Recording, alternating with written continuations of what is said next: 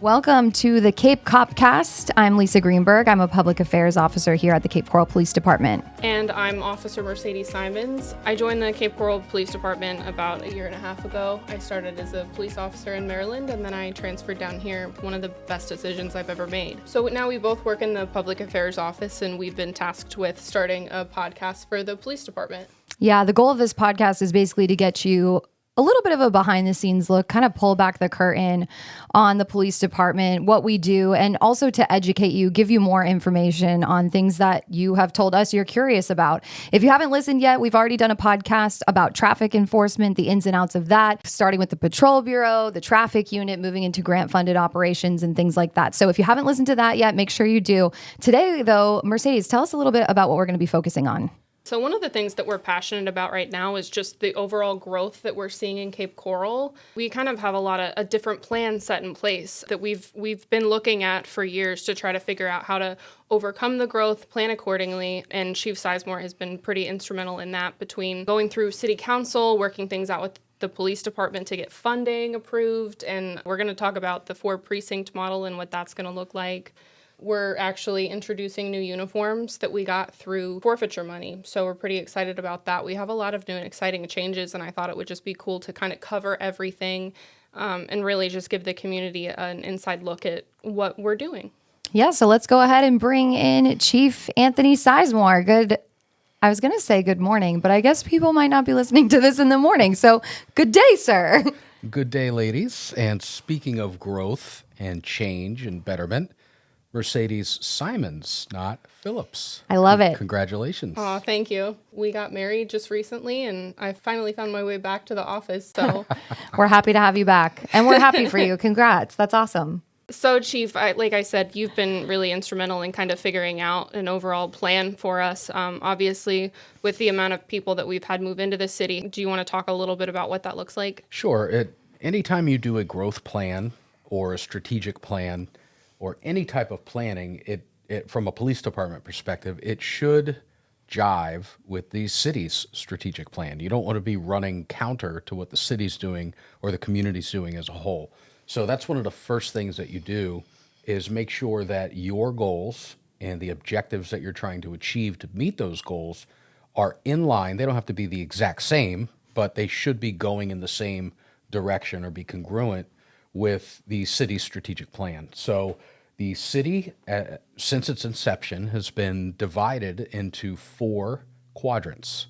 And you know that if you're a Cape Coral resident by your address. Do you live in Southeast 10th place, Southwest 10th place, Northeast, or Northwest? And the 4 quadrants, as they're referred to, are very distinct. And whether you just moved here last week or you were one of the founding families of Cape Coral, you know immediately, hey, you live in the Cape. Oh, where do you live? Oh, I live Northwest. It has its own culture. Big, wide canals, bigger homes, very aggressive, upward, high-end development. It's a beautiful part of the city. And conversely, if somebody says, oh, I live Southeast, oh, that's the kind of the historical part of the city, a little bit more densely populated, a lot of history, like we talked about. And we wanted to go along with that. So that's an example of how your growth model should jive with the city's strategic plan. And what the city is doing is making sure that all 4 of these quadrants are developed in a smart way to make them independent. Now, there's going to be needs for work or for certain objectives that you have to go all over the city. But the Southwest should have medical facilities, schools, employment opportunities, shopping. It should be self-contained. And we are adopting the same methodology. So when I started at the police department, we didn't have districts like we do today, or precincts, which we're going to have within about 30 days. We're going to launch that program. We'll talk about that. But we had the city as a whole was carved up into 9 response areas. So zone 1 was like the yacht club, and it peppered all the way through to Coral Oaks Golf Course would be zone 9. So you worked in zone 1, you respond to those areas. Around 2006, I believe it was, was when we were really experiencing a large influx and a population boom and a building boom. We outgrew that model. So what we adopted was a 3-district plan, and that plan was South District, Central District, and North. And for example, South District was Veterans Parkway, that's the northern border, all the way south to the river, and river to the spreader, or east to west. So the entire city, east to west, Veterans South, was one district. That was the South District. And that district was carved up into 5 zones. So if you were an officer, you worked in the South District, and then Zone 1 was still like the yacht club. So you don't go all over the city. It's more of a contained approach. That's for response times and familiarity with your zone, so you know what looks odd or what's just normally odd, right? So you can be a better police officer. And then Central District was Veterans Parkway was the southern border from east all the way west to Pine Island Road. And that was your Central District. And then North District was Pine Island Road North. And that served us very well. And we're in the same position that we were in around 2005 or 6 when we changed that, is we are outgrowing it. And one of the key metrics that we use for staffing, overall, how many people do you need for the department staffing, is response time to priority calls. There's some methodology, a lot of it's dated or not really applicable, and that's how many cops do you have per 1,000 people, right? And we get that question a lot. So there's some communities that would say we have 2.5 officers per 1,000 residents. We have 1.7 or whatever that number may be. But there's so many other factors besides how many thousand people that you have. We have hovering around 220,000 people. So if you do a metric of 2.5 officers per 1,000 people with 220,000 residents, we wouldn't have a staffing problem right now, but it wouldn't be the most scientific way to deploy it.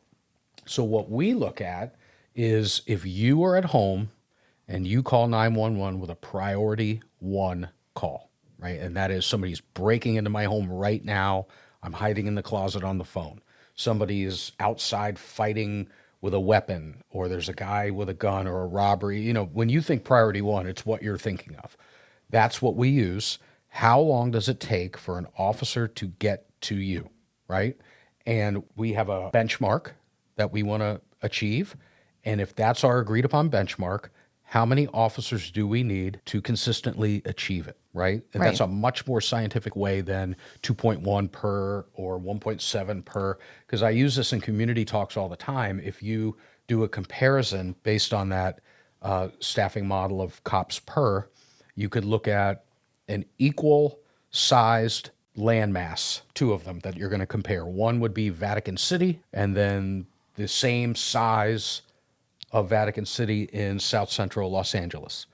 Do you think you would need the same ratio of cops per 1,000 people in Vatican City or South Central Los Angeles? Well, if you agree we need 2.1, that may be way too many. It may be painfully not enough, right? Right. So, and Cape Coral has changed a lot. I'm sure from when you started, we have obviously higher call volume, but I think the types of calls have changed and a lot of redistricting. I know it's very carefully calculated through a lot of different statistics to include different call types as to what officers can go to expect within their zones. Obviously, every zone's different. So I think it's going to be really interesting as things evolve to see how it changes for response times within that zone, especially since within Cape Coral, we have so many different canals. We have the most canals out of anywhere in the world, and that really affects kind of where we go within our zones. Sure, it can definitely impact our metric of response time. If the address I want to go is right there, but I can't jump a canal, right?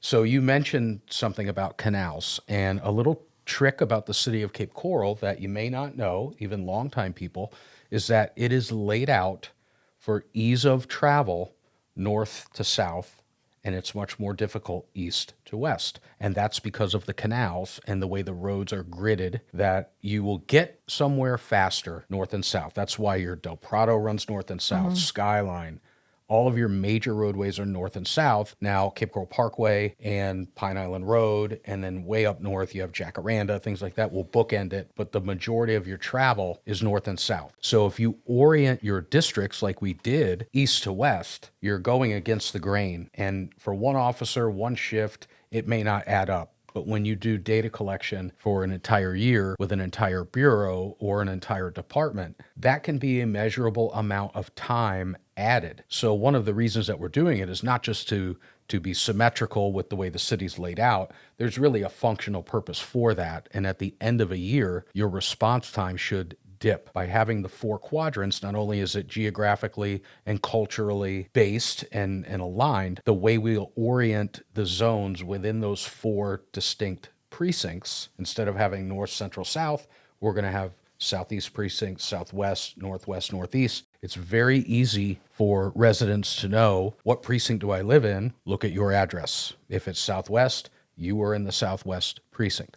And by having those 4 distinct geographical areas then broken up into zones, there's an officer in each zone. So we'll use Southwest as an example.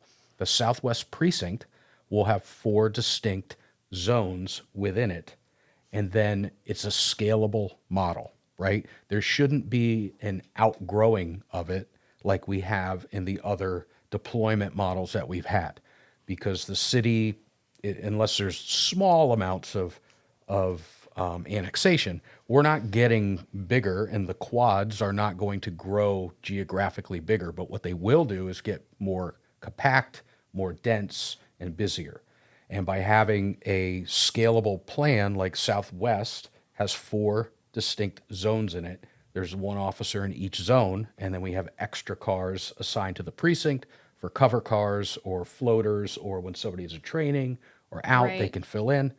But if it gets busy there, there's a very large development and the calls for service grow, we're not going to carve it up anymore. We'll just put another officer in that bucket. Right. I think that's going to be a system that works a lot better for us, as far as whoever the lieutenant or watch commander is, they can kind of plug and play people. So if you have more activity where Home Depot or Lowe's is, there's officers that are kind of tied up in one central business district area, you can just add another officer into that zone. Correct. It's scalable, and it should be, knock on wood, the last redesign or redistricting or deployment method that we would ever need. And if for some reason, I can never think of a scenario, but if one precinct were to diminish rapidly in population or busyness or what have you, you can always remove and redeploy. That really isn't realistic. It's always going to be going up. So more would go into those designed receptacle areas. And there's one little caveat to it, and we built this on purpose to be able to continue to stay in that same model. Southeast, if you will, has the 4 distinct zones,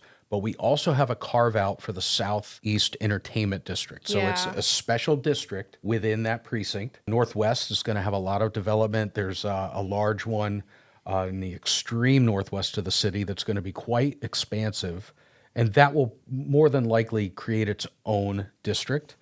And any of these really large or special districts, we can always overlay, and they'll fit within the precinct, if that makes sense. And I think that was a really great add, too, just because for those who didn't know, we had a bar detail down south where we're having the extra zone that we added. I think we needed that to begin with, which is why it's such a great addition. We had so many officers that we had to kind of employ extra details and stuff down there just because of the extra call volume that's created by that area. Right. So that area has really grown up, right, and we need to grow with it. So instead of having an extra layer of overtime to support it when it was busy, now it's going to be busy all the time with vertical construction and people there all day long.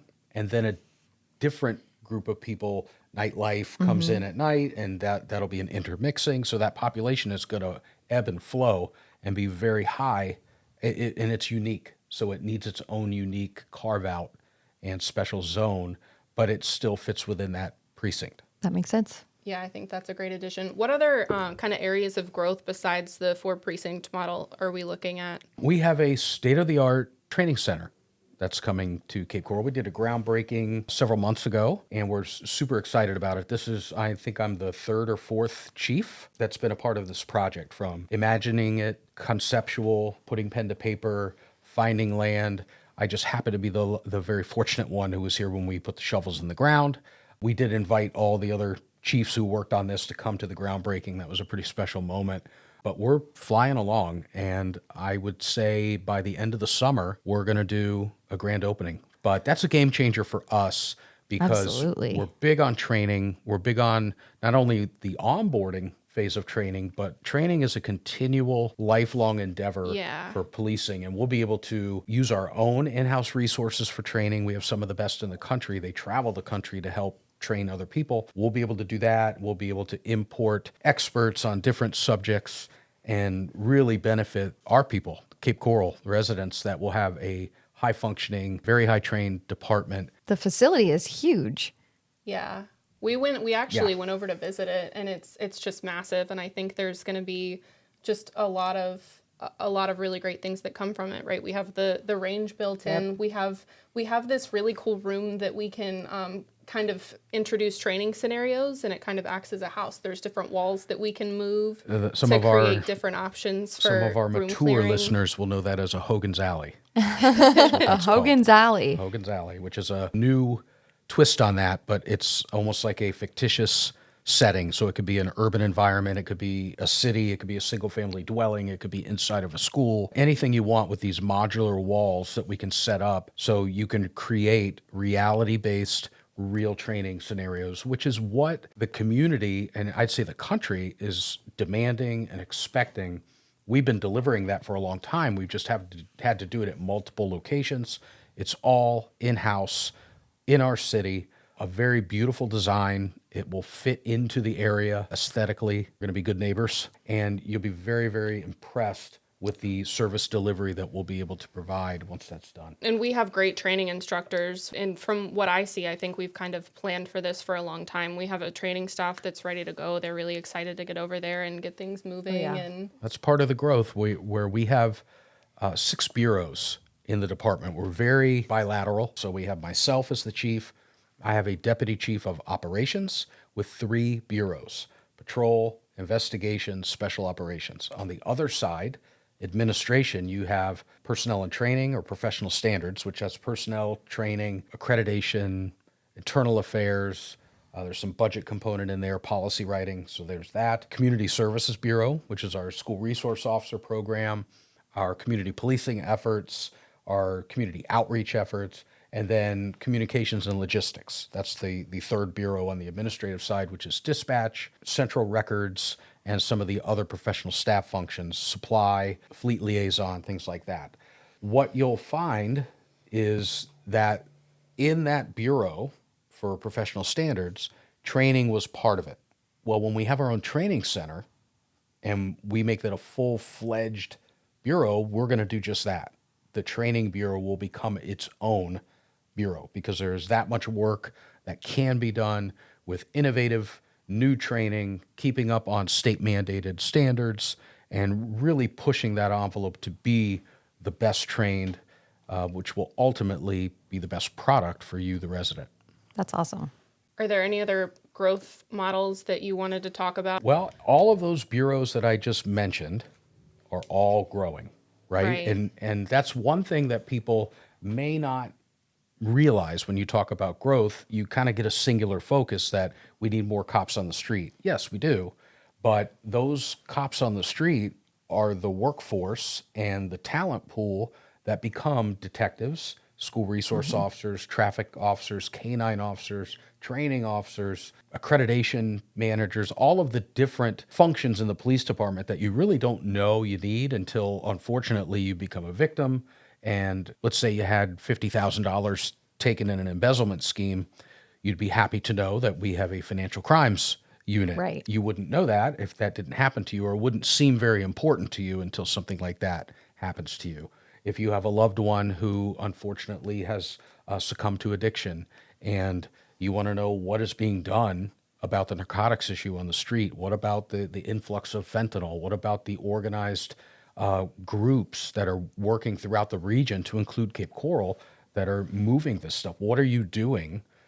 If you think about it, that's what we're growing in as well. So the more officers we get on the street, the more training they get, the more aptly prepared they are to go into those functions, which are growing too. So we're not growing disproportionately in one. The entire agency is growing because there's the full spectrum of needs that are in this growing community. For sure. And the growth is happening at such a rapid rate that, it's tough to keep up, right? But I think one thing people need to understand is at this point in time, there's a need for officers with fewer applicants, still plenty of applicants, but fewer than what we would see before. And then there's also the lag time in actually getting them in the door. So it's not like we can grab an officer off the street, even if they have all this experience at another agency here in Florida. It's not like we can be like, okay, great, come in here. Here's your uniform. There's your car.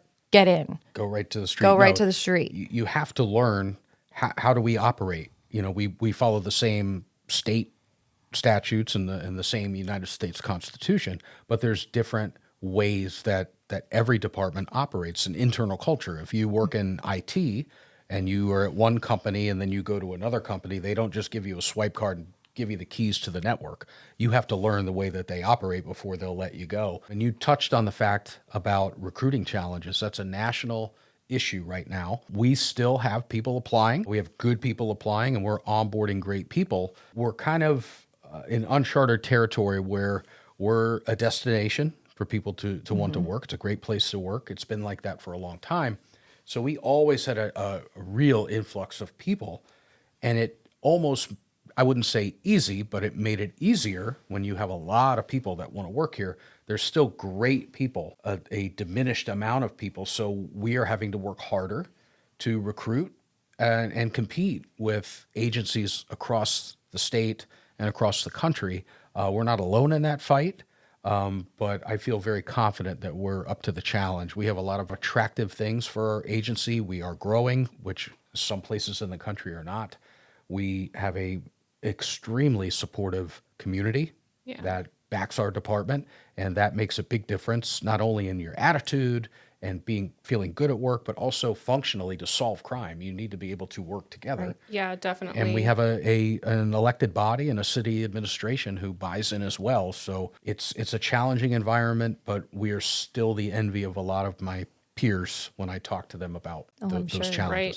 And the community really does make a big difference. Like I said before, I was a police officer in Maryland right outside D.C. for 3 years, and having a community that is very supportive to law enforcement makes the biggest difference. Just kind of coming here and seeing people will just randomly buy your lunch here and say thank you for your service. Where do you go to lunch? And like, I don't think that they realize how much that means to somebody who comes from a place where police officers weren't as accepted, and just we all just kind of want the same thing. We want a safe community. We want a good place to work. And I think we've succeeded at that despite needing more officers for growth. So Sure. It's a lot of work for all of those stakeholders that you just mentioned, but everybody's committed to the victory. And the victory is a great community, a great place to work, a great place to live, raise your family, enjoy your retirement, start a business, anything you want to do. And the fact that we have that community support, it's great for morale. But morale is only part of it. It's really, if you have put the time in and developed and fostered that public trust, it will help you on very big cases. Right. You knock on a door and say there was a crime that happened here. Do you happen to have any Ring camera that we can view? If you haven't put the time in and you haven't established those relationships, or you're not what I call a morally solvent police department, they're going to shut the door in your face. And as mighty as you think you are, we give you a badge and a gun, but we don't give you a cape, right? You're not Superman or Superwoman. Right. You need help from that community. And the fact that we have a long-standing relationship with them, the dividends pay off. For sure. Right. We see that on social media, too. Yes. I mean, for the most part, here and there you get the person that comments dissing us in some way. But overall, we have very positive responses to things we post on social media. And also, there were cases where we'd post surveillance video or images asking people for tips, information, and within hours, the situation is handled because people call and report that they saw our post on Facebook and they knew the person, and there we go. We make an arrest just because our community was able to help us out. It's fantastic that some of our best investigators are residents who don't work here. But that goes back to having that two-way conversation. And even those that are maybe not the biggest fans, they're still invested, right? And I think there's an opportunity to reach them. And it's the indifference is what you want to avoid, where you post something and it's crickets. That's a bad place to be. It's people are disengaged. They don't want anything to do with you. So that we love the positive comments, but we also can learn and take value in the negative as well. I don't call them negative. I call them constructive. There you go. Yeah. Little rebranding. I love it. I think we've hit on a lot in terms of growth and how we've really evolved and come to kind of where we are now. And I think we're headed in a really good direction. I think the community has a lot of things to look forward to as we're growing and kind of stepping our foot into a larger agency. When you started, how many officers were there? Around 130, and now we're over 300. Wow. And we're poised to continue to grow into the foreseeable future. So growth means opportunity. And there's so many opportunities if you'd like to join our team. And I'll have to make a shameless plug here that you go to capecops.com, and it's very prominent. You don't have to go any further than that. We will grab you from there and show you how you can apply and join our team. And we're very fortunate that we have a bonus program now. We have $10,000 sign-on bonus. The governor has committed $5,000 if you're an out-of-state officer or you've never been an officer before. So you have an opportunity to get upwards of $15,000 to join our team and be a part of something really special. Right. And I can speak. It is a really great place to work. There's a lot of great training here. The city covers the cost of our health insurance, and that's a huge win for us, Absolutely. in my opinion. It's a good employee benefit to have. Listen, 100%. The key is we are like any other industry in the United States, and that's what you want, and that is the opportunity to come, work hard, be compensated for your hard work. There is ample opportunity for overtime. There's ample opportunity for off-duty details, we call them, where you provide security at city functions and other venues like that. So just like it was since our founding all the way through history and even to today, if you put in the work, work hard, enjoy what you do, you're going to have a fantastic life. Working on year 27, if I had to start all over, I would definitely do it again, and I would do it here.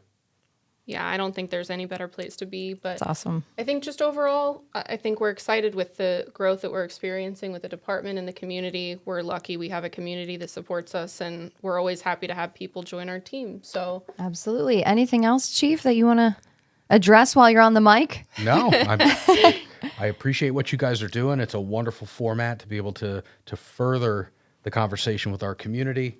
I would encourage all the people listening or watching at home, if you have questions or you just want to know what are we doing with this or why did we do that or have you ever thought about this, I'm all ears. Let me know and we'll vet it as a team. And that's what community policing is all about. It's not a one-way conversation of dictating our goals, our objectives that we want to achieve, and that vision that we have is derived from what our community expects. And Right. we need to hear from you to know what that is. Now, we have a pretty good idea, but I would encourage that dialogue. Right. And you don't know what you don't know. That's one of my favorite phrases. And they don't know kind of what we're doing behind the scenes unless we tell them, right? There's a lot that goes into police work that goes just beyond regular calls for service that we do. And I think we're really just excited to get in and tackle that, share that.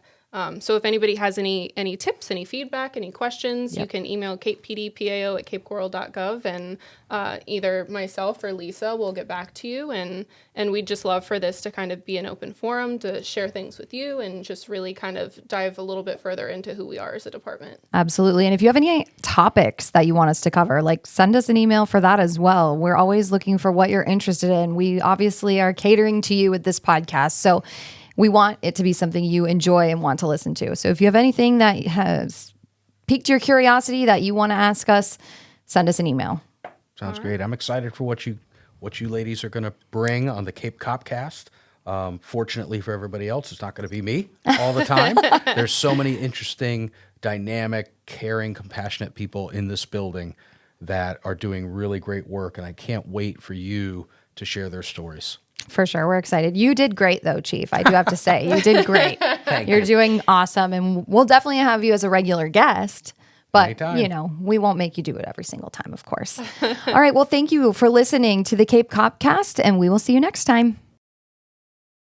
Thank you for listening to the Cape Copcast, where we dive into the heart of the Cape Coral Police Department safety initiatives, community relations, and the insightful stories of different officers that make up our department. Please like and share our podcast. If you have feedback, you can email capepdpao@capecoral.gov. And remember to follow us on social media. Our handle is @CapePD on all major platforms. Stay safe, stay Cape.